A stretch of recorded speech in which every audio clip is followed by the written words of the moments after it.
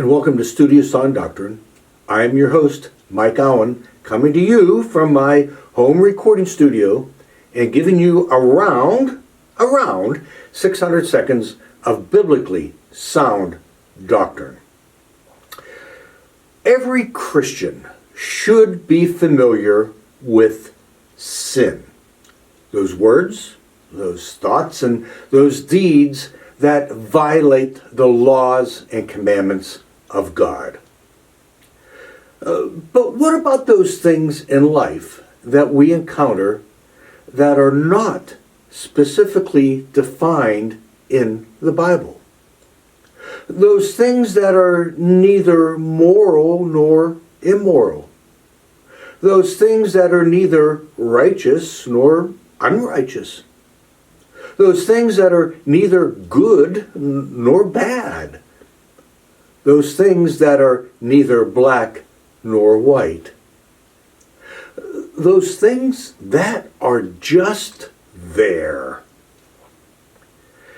What am I talking about? What are these things that I'm talking about? Well, these things would include such issues such as food and drink and recreation and television, movies, books, magazines, sports, games, cards, dancing, smoking, hairstyles, clothing styles, music styles, Christmas trees, etc., etc. Are they sinful? I'm sure as you were growing up that one or several of these issues were very important in your home, and you remember exactly what those rules were.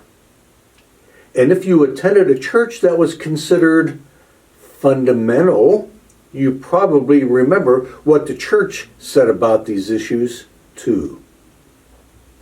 So, where does the Bible stand on such issues?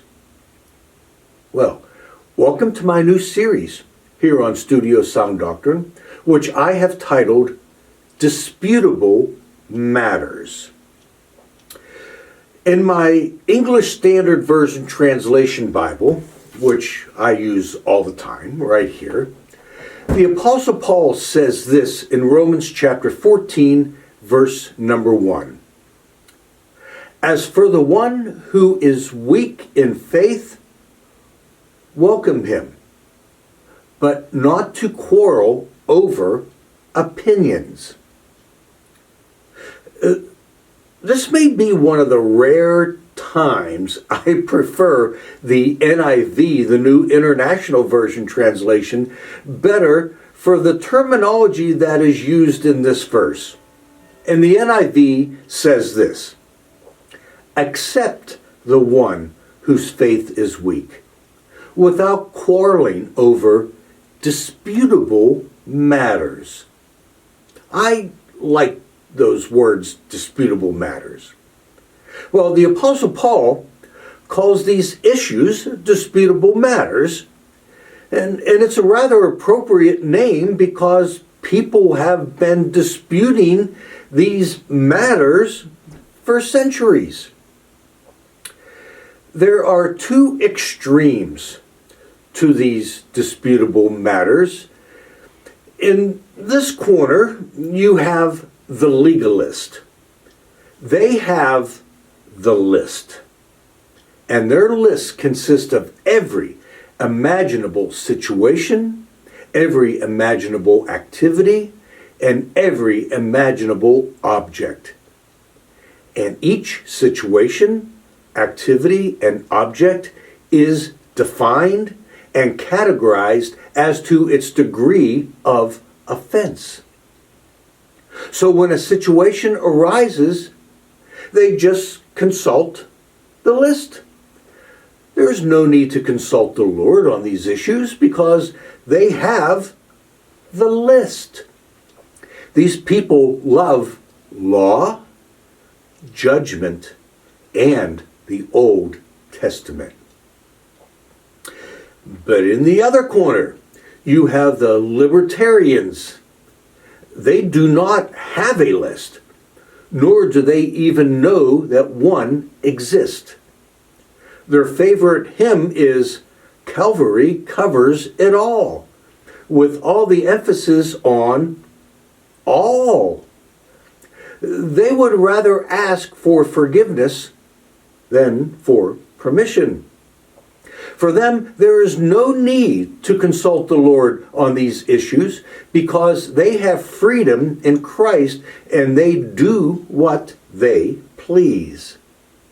These people love freedom, grace, and the New Testament.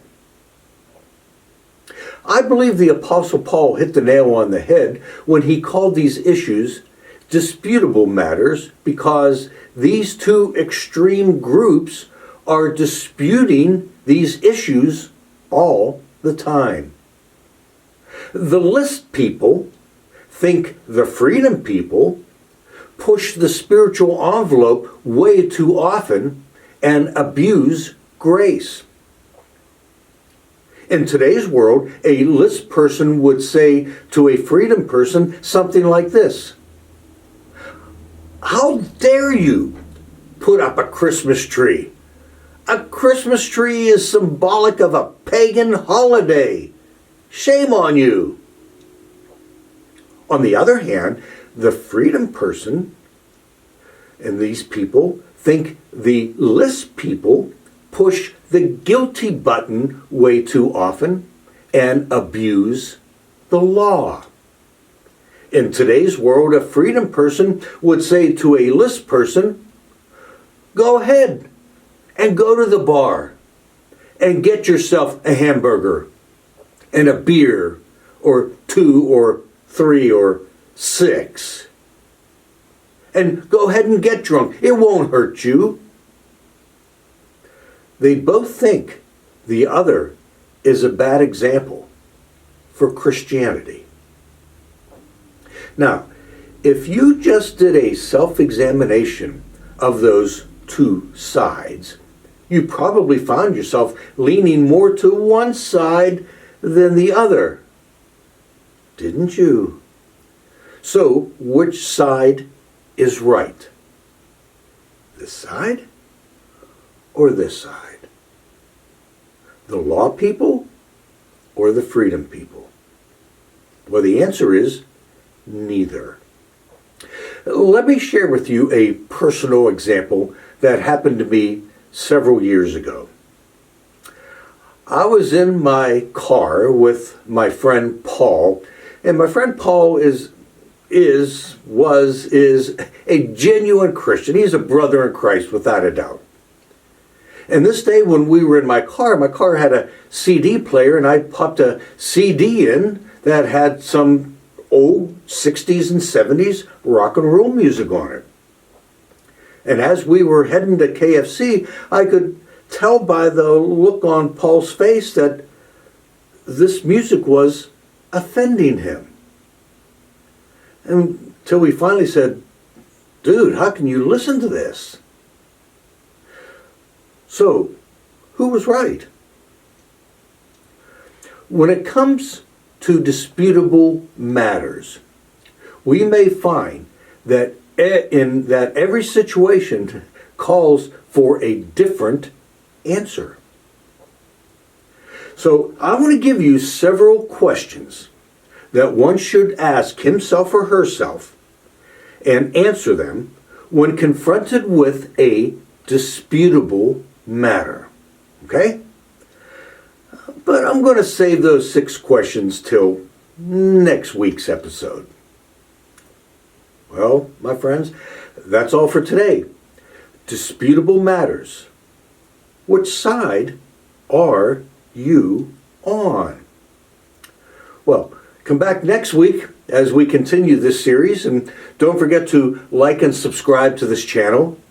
And remember, my friends, the truth isn't always easy, but it does matter, and it will set you free. Well, this is Mike Auen, and I will see you here next time in our next exciting and informative episode of Studio Sound Doctrine.